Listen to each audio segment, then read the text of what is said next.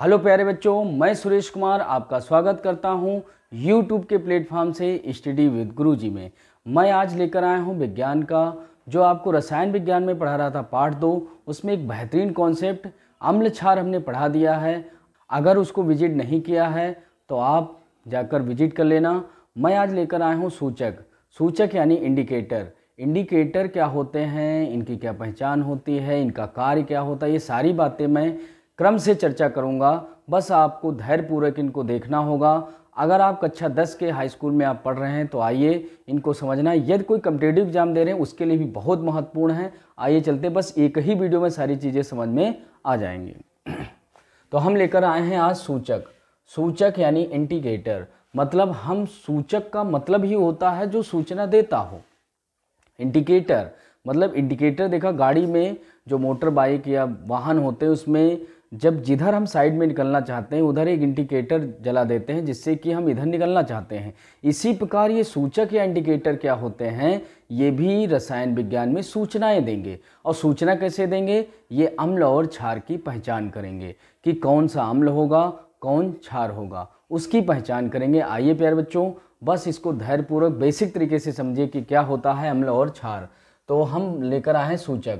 देखिए वे भौतिक, अब देखो हमने क्या बताया है, वे भौतिक, रासायनिक व प्राकृतिक पदार्थ जो अम्ल और क्षार, बस इतना ध्यान रखना, जो अम्ल और क्षार की पहचान करते हैं उन्हें सूचक या इंडिकेटर कहते हैं। कितनी सरल परिभाषा है, बस समझना है। वे पदार्थ जो अम्ल और क्षार की पहचान करते हैं उन्हें हम सूचक कहते हैं। वे पदार्थ जो अम्ल और क्षार की पहचान करते हैं उन्हें सूचक कहते हैं या इंडिकेटर कहते हैं। अब यहाँ पर थोड़ा और चेंज करना चाहो तो हम कह सकते हैं भौतिक, रासायनिक व प्राकृतिक पदार्थ जो अम्ल और क्षार की पहचान करना चाहते हैं उन्हें हम सूचक, इंडिकेटर कहते हैं। अब उदाहरण से समझते हैं इंडिकेटर होता क्या है। उदाहरण तो हमने 3 शब्द लिए हैं, भौतिक, रासायनिक और प्राकृतिक। भौतिक, रासायनिक और प्राकृतिक मतलब फिजिकल, केमिकल और नेचुरल। तो आइए चलते हैं कौन कौन से हैं। तो सबसे पहले हम बताना चाहेंगे आपको नेचुरल। अब नेचुरल का मतलब होता है जो प्राकृतिक पदार्थ हो। अब प्राकृतिक पदार्थ कौन है, तो यहाँ हम बात करेंगे नेचुरल मैटर की। मतलब कौन से प्राकृतिक पदार्थ होते हैं, तो प्रकृति ने जिसे बनाया हो उन्हीं को हम प्राकृतिक पदार्थ कहेंगे।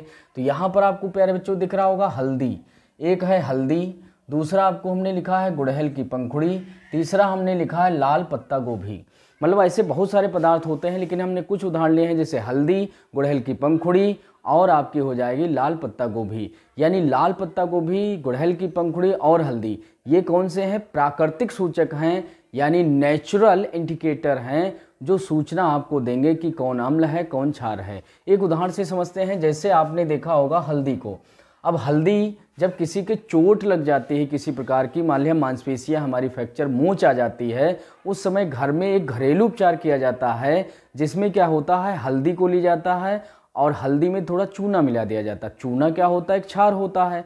चूना एक क्षार होता है। क्षार कैसे होता है हम बताना चाहेंगे। जैसे होता है CaOH का ट्वाइस, ये होता है आपका, ये होता है चूना, ये बुझा हुआ चूना होता है। और हमने आपको क्षार की परिभाषा में बताया जो OH आयन देते हैं उन्हें क्षार कहते हैं। तो इस प्रकार हम कह सकते हैं चूना क्या है, चूना एक प्रकार का क्षार होता है।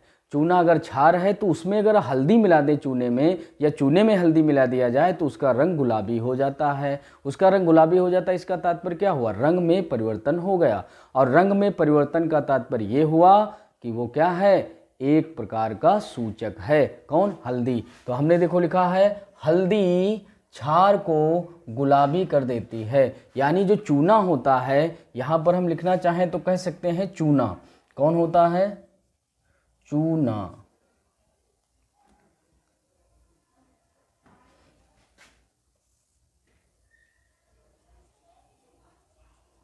बुझा हुआ चूना।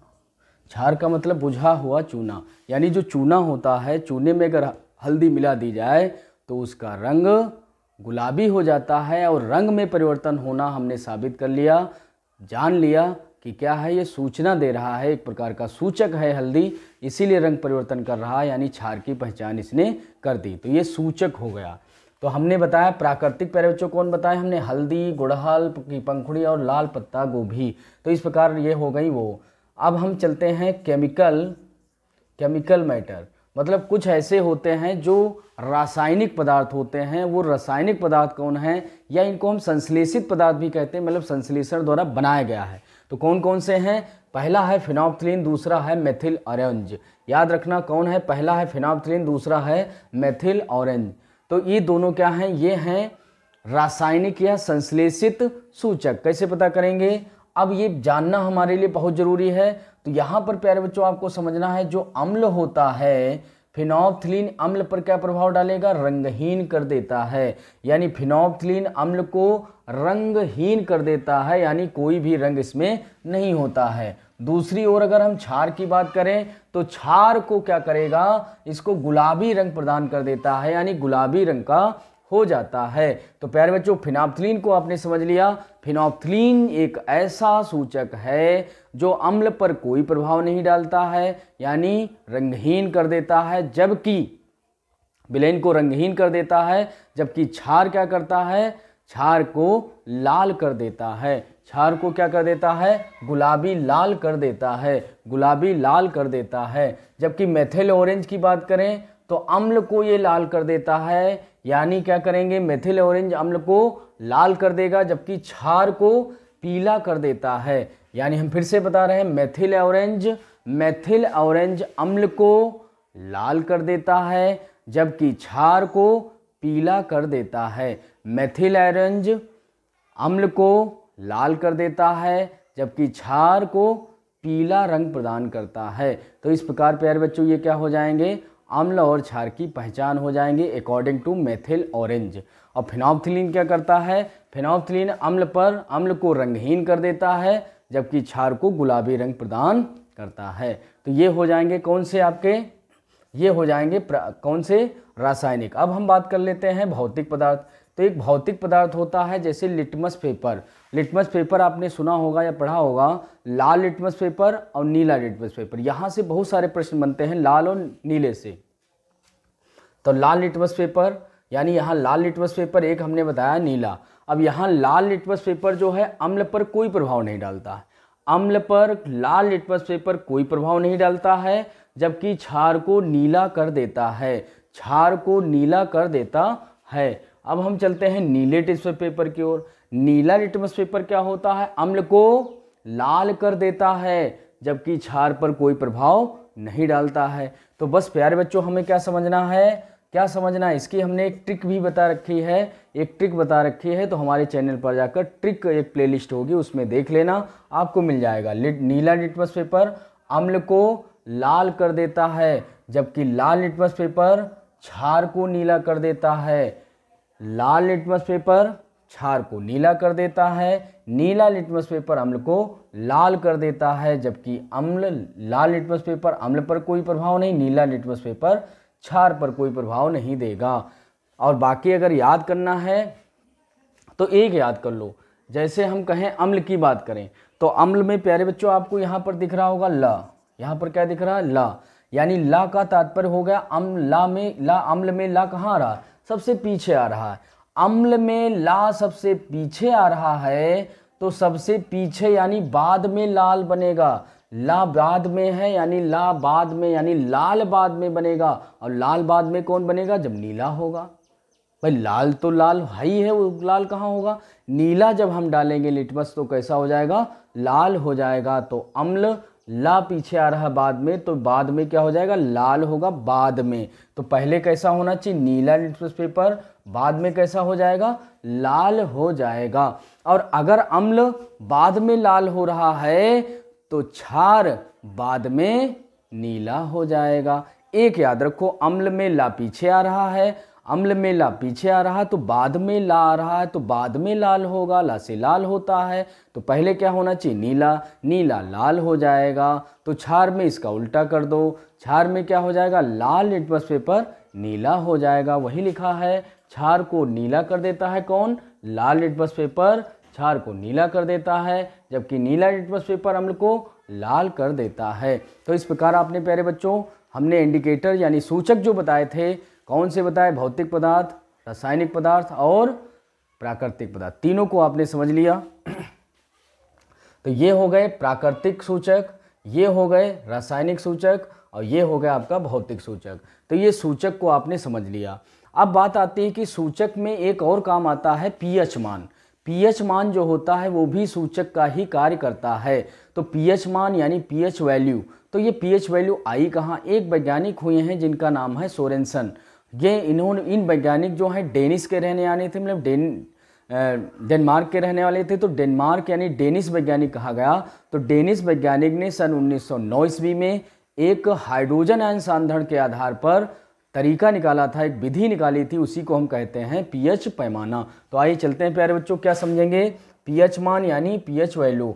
सन 1909 ईस्वी में एक डेनिस वैज्ञानिक ने, कौन है, सोरेनसन, सोरेनसन महोदय ने क्या किया, हाइड्रोजन आयन, हाइड्रोजन आयन मतलब H+ धन आयन, हाइड्रोजन आयन सांद्रण, हाइड्रोजन आयन सांद्रण को प्रकट करने के लिए एक पद्धति विकसित की जिसे पीएच पैमाना कहते हैं। यानी पीएच पैमाना क्या हुआ, सोरेनसन ने एक पद्धति का विकास किया जिसी को हम कहते हैं पीएच पैमाना। तो पीएच प्यारे बच्चों समझ लिया। अब इस पीएच पैमाने का रूल क्या है, कैसे करेंगे, तो हमने क्या बताया, पीएच पैमाना क्या करेगा, पीएच पैमाना से विलयन की अम्लीयता और क्षारीयता को ज्ञात करते हैं। यानी इसी पीएच पैमाने के द्वारा हम किसी विलयन की अम्लीयता कि उसमें एसिडिटी कितनी है और साथ में उसमें बेसिकपन कितना है वो हम सारा ज्ञात कर सकते हैं। कहने का तात्पर्य हुआ कि हम अम्लीयता को ज्ञात कर सकते हैं और क्या ज्ञात कर सकते हैं, क्षारीयता। और अम्ल और क्षार की जो पहचान करें उसी को हम क्या कहते हैं, सूचक। यानी पीएच पैमाना भी क्या करेगा, एक सूचक की भांति काम करेगा। तो ये देखो हमने एक पैमाना बना रखा है। अब इस पैमाने को समझ लिया तो आपका कल्याण हो जाएगा। तो देखो इसे हम कैसे समझाते हैं, बड़ा प्यार से समझना। तो कैसे समझेंगे, तो यहाँ हर चीज़ किससे शुरू होती है, सबसे छोटी गिनती अगर देखी जाए, सबसे छोटा पूर्णांक देखा जाए तो आप प्यारे बच्चों जानते होंगे 0 से स्टार्ट होती हैं गिनती, 0। हालांकि नेचुरल नंबर 1 से शुरू होते हैं और 0 से लेकर हमें कहाँ तक जाना है, 14 तक। कहाँ तक जाना है, 14 तक जाना है। यानी 0 से लेकर 14 तक जाना है। 14 कैसे याद रखोगे, श्री रामचंद्र भगवान का वनवास कितने दिन हुआ, 14 वर्ष तक। बस वही डिजिट याद रखना, 14 गिनती रखनी है। यानी 0 से 14, और 0 से 14 तक गिने तो कितने टोटल हो जाएंगे, 15। कितने हो जाएंगे, 15, 1 2 3 4 5 6 7 8 9 10 11 12 13 14। और एक ये जो नीली पट्टी आपको दिख रही ये हो गई 15। कैसे पता करेंगे तो हमने देखो इसमें बताया है 14 तक डिजिट हमने बना ली। अब देखो ये 7 है, अगर 7 है तो 7 बिल्कुल बीच है, मध्य है। यहाँ से देखो गिनती गिनो 1 2 3, अब ये 0 को हम एक मान रहे हैं तो 0 1 2 3 4 5 6 7 यहाँ तक आया। इधर गिनो तो 1 2 3 4 5 6 7, इधर भी 7 हैं। तो इस प्रकार देखेंगे, इस प्रकार देखेंगे आप, 7 इधर हैं 7 इधर हैं। तो उसी प्रकार अगर 7 आता है, अगर पीएच का मान 7 आ जाए, अगर पीएच का मान 7 आ जाए, एक बार अगर इसको आपने ध्यान कर लिया, कोई भी डिजिट आ जाए, कोई भी आ जाए, कभी भी आपसे कोई गलती होने वाली नहीं है। बस क्या ध्यान रखेंगे, 7 आ जाए। तो 7 अगर आ जाए तो वो विलयन होगा उदासीन, क्योंकि एक्यूरेट अगर 7 आएगा तो 7 का मतलब हो गया वो विलयन कैसा होगा, उदासीन होगा। तो ये देखो 7 पर इसीलिए हमने क्या लिख रखा है, उदासीन। ये देखो 7 पर क्या लिख रखा है, उदासीन। अब 7 से पहले की बात करें, यानी 0 1 2 3 4 5 6 और 7 से कम, 0 1 2 3 4 5 6 7 से कम, जितने भी 7 से कम मान आएंगे वो सब कैसे होंगे, अम्लीय होंगे। और जब ये अम्लीय होंगे तो 7 से अधिक जो होंगे वो क्या होंगे, क्षारीय होंगे। मतलब 7 के ऊपर और 14 तक जितने भी मान आएंगे वो सब क्या होंगे, क्षारीय हो जाएंगे। यहाँ पर हमने 7 लिखा तो 7 के इधर जाएंगे तो अम्लीय, 7 के इधर जाएंगे तो क्षारीय, और 7 क्या होगा, उदासीन। बस 3 चीज़ें याद रखनी, 7 पर उदासीन, 7 से पहले अम्लीय, 7 के बाद क्षारीय। अब बात आती है कि हम भूल जाएंगे आगे, तो भूलने का भी एक तरीका है। कैसे याद रखेंगे कि जो पैमाना होता है पीएच का, तो उसमें एक हम पहचान किसकी करेंगे, अम्ल और क्षार की। अब अम्ल में आ पहले आ रहा है। अब देखो अम्ल आ से अम्ल होता है, और आ हमारे जो छोटा बड़ा आपने पढ़ा होगा वर्णमाला, उसका पहला अक्षर क्या है, अम्ल। तो शुरुआत हम अगर छोटा बड़ा पढ़ने की शुरुआत करें वर्णमाला की, तो कहाँ से शुरू करेंगे, छोटा आ से। अब आ है पहले, बताओ आ कहाँ है प्यारे बच्चों, आ कहाँ है, आ तो पहले है, आ तो वर्णमाला में पहले आया है, पहला अक्षर आ है। अगर पहला अक्षर आ है तो इस पैमाने भी शुरुआत कहाँ से होगी, शुरुआत होगी अम्ल से, आ से अम्ल, शुरुआत हो गई अम्ल से। तो इसीलिए हमने कहा 0 से शुरुआत करेंगे, 7 तक से कम तक क्या हो जाएंगे, अम्ल। 7 पर क्या होंगे, उदासीन। आगे जाएंगे तो क्या हो जाएंगे, क्षार हो जाएंगे। तो इस प्रकार प्यारे बच्चों आपने समझ लिया होगा, अगर पीएच पैमाने में मान 7 आता है तो विलयन उदासीन होगा। अगर पीएच पैमाने में विलयन का मान पीएच मान 7 आता है तो विलयन उदासीन होगा। और 7 से पहले अगर आ जाता है, 0 से अधिक और 7 से कम, तो कैसा होगा, अम्लीय होगा। 7 से अधिक और 14 तक अगर मान आता है तो क्या होगा, क्षारीय होगा। आई रिपीट, 7 पर उदासीन होगा, 7 से कम 0 से अधिक अम्लीय होगा, 7 से अधिक 14 से कम क्षारीय होगा। इसको हमने पॉइंट के माध्यम से बताना चाहा, कैसे, यदि किसी विलयन का पीएच मान 0 से अधिक, किससे अधिक प्यारे बच्चों, 0 से अधिक तथा 7 से कम हो तो विलयन अम्लीय होगा। 0 से अधिक हो, 7 से कम हो, 7 से कम हो, 0 से अधिक हो, तो बताओ क्या होगा, क्या होगा, क्या होगा, मतलब 0 से अधिक भी ना कहो, 0 मान आ जाए तब भी अम्लीय होगा। तो हम कह सकते हैं 0 से तथा 7 से कम तक जो होगा क्या होगा, अम्लीय होगा।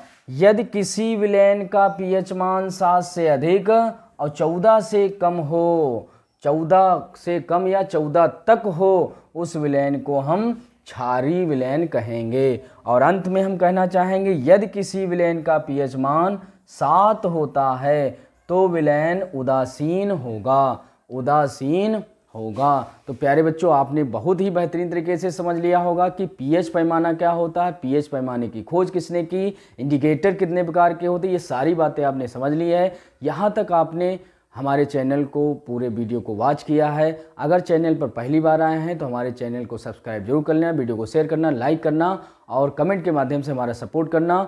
जय हिंद, जय भारत।